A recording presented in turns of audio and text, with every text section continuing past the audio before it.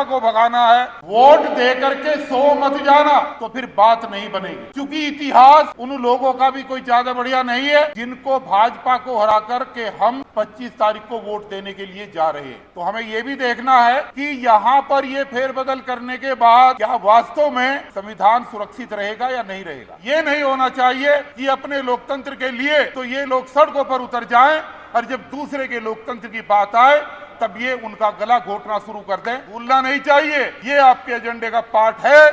हमने पहले भी आपको याद दिलाया है और बार बार आपको याद दिलाते रहेंगे। तो निश्चित रूप से हम लोग चुप नहीं बैठेंगे। सरकार के बदलने के बावजूद भी हम अपने आंदोलन को जारी रखेंगे। वोट दे करके 100 मत जाना। अगर वोट दे करके आप सो गए तो फिर बात नहीं बनेगी। क्योंकि इतिहास उन लोगों का भी कोई ज्यादा बढ़िया नहीं है जिनको भाजपा को हरा करके हम 25 तारीख को वोट देने के लिए जा रहे हैं।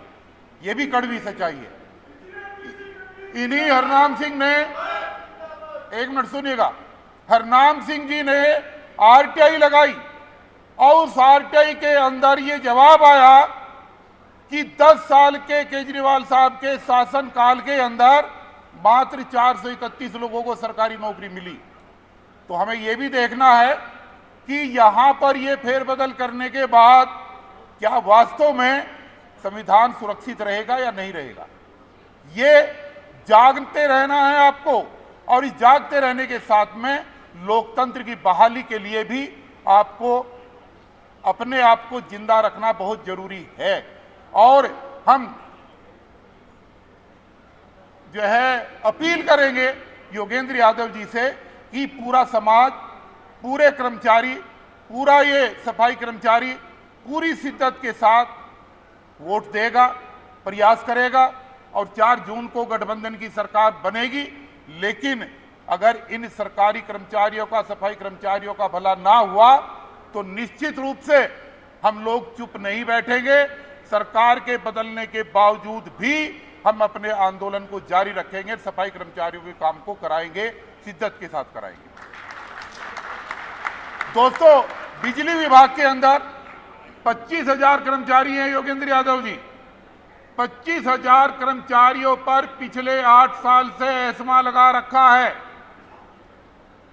दिल्ली की केजरीवाल सरकार ने जो आज लोकतंत्र की बहाली के लिए बात कर रही है, वो सरकार जो आज संविधान बचाने की बात कर रही है, हम उम्मीद करते हैं कि इस बार 25 मई को सब लोग वोट देंगे, घर घर जाकर के वोट देंगे। लेकिन उसके बाद कम से कम अगर इनको अपनी लोकतंत्र की चिंता है तो इन पार्टियों को सभी के लोकतंत्र को जिंदा रखना पड़ेगा। ये नहीं होना चाहिए कि अपने लोकतंत्र के लिए तो ये लोग सड़कों पर उतर जाएं और जब दूसरे के लोकतंत्र की बात आए तब ये उनका गला घोटना शुरू कर दें। अगर ऐसा होगा तो हम चुप नहीं बैठने वाले हैं।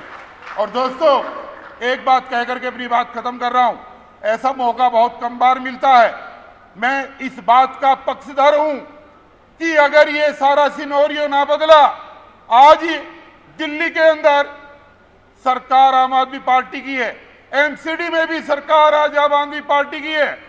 4 जून को मुझे उम्मीद है कि गठबंधन की सरकार बनेगी। अगर तीनों स्तरों पर सरकार बनने के बाद भी अगर कर्मचारियों का और सफाई कर्मचारियों का भला नहीं होता तो इस समाज को सोचना चाहिए कि 2025 के लिए इस दिल्ली के अंदर वाल्मीकि मुख्यमंत्री के लिए आवाज बुलंद होनी चाहिए। जब तक वाल्मीकि मुख्यमंत्री दिल्ली के अंदर नहीं बनेगा और बहुजन सरकार नहीं बनेगी, जब तक इन लोगों के पीछे घूमने से हम लोगों का कोई काम नहीं बनेगा। इसलिए मैं उम्मीद करता हूं कि आप लोग 25 मई को पूरी शिद्दत के साथ गठबंधन को जिताएंगे, पीछे की चीजों को भूल जाएंगे। जैसे बंदरों को भगाने के लिए लंगूर का सहारा लेना पड़ता है, इसलिए हमारी व्यवस्था है। भाजपा को भगाना है, इसलिए हमें गठबंधन को वोट देना पड़ रहा है।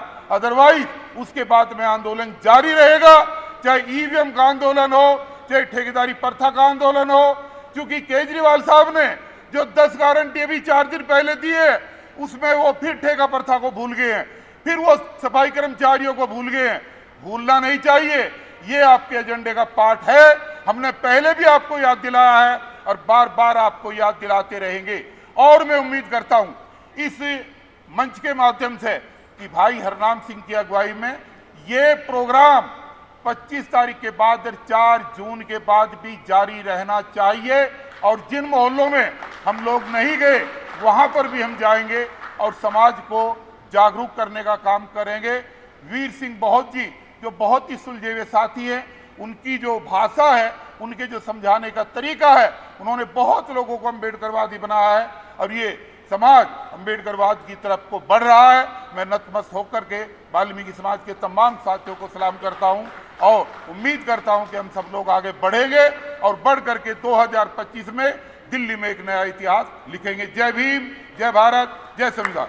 नेशनल दस्तक की आपसे गुजारिश है कि अगर इसको बचाना चाहते हैं तो नेशनल दस्तक को सब्सक्राइब करने के लिए रेड कलर के सब्सक्राइब बटन को दबाएं, फिर बेल आइकन की घंटी दबाएं। नेशनल दस्तक को बचाने के लिए बहुत जरूरी है कि हर खबर को शेयर करें, लाइक करें, कमेंट जरूर करें।